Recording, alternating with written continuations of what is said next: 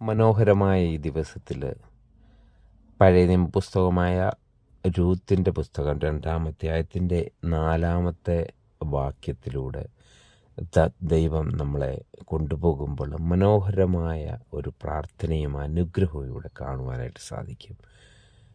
യജമാനനും മഹാധനവാനുമായിരുന്ന ബോവാസ് എന്ന് പറയുന്ന ഒരു മനുഷ്യനെ ഇവിടെ കാണുവാനായിട്ട് സാധിക്കും. ഈ ബോവാസ് തൻ്റെ ഭവനത്തിൽ നിന്നും തൊഴിലിടത്തേക്ക് വരുമ്പോൾ, അതായത് കൊയ്ത്തുകാരുടെ അടുത്തേക്ക് കടന്നു വരുമ്പോൾ അവരോട് കൊടുക്കുന്ന ഒരു ഉറപ്പും ഒരു ധൈര്യവും ഉണ്ട്.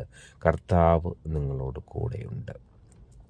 അപ്പോൾ ആ ജോലി ചെയ്തിരിക്കുന്ന ഓരോ വ്യക്തികളും തിരിച്ചദ്ദേഹത്തോട് പറയുന്നു, ദൈവം താങ്കളെ അനുഗ്രഹിക്കട്ടെ. നമ്മുടെ ജീവിതത്തിലും നമുക്ക് പകർത്താവുന്ന ഒരു നല്ല കാര്യമാണിത്.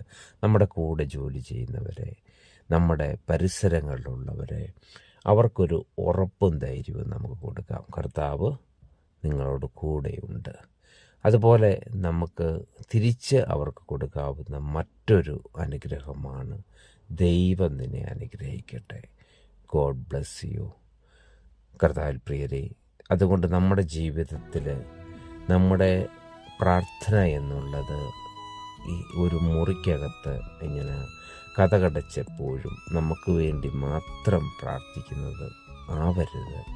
നമ്മുടെ കൂടെയുള്ളവരെ, നമ്മൾ സഞ്ചരിക്കുന്ന ഇടങ്ങളിലൊക്കെയും മറ്റുള്ളവർക്ക് കൊടുക്കാവുന്ന ആശംസയും അവർക്ക് കൊടുക്കാവുന്ന ഉറപ്പുമാണ് നമ്മുടെ ഹൃദയത്തിൽ നിന്നുള്ള ആത്മാർത്ഥമായ പ്രാർത്ഥനകളും അനുഗ്രഹങ്ങളും. ഈ വചനത്താൽ കർത്താവ് നമ്മെ ഓരോരുത്തരെയും അനുഗ്രഹിക്കട്ടെ. ആമേൻ.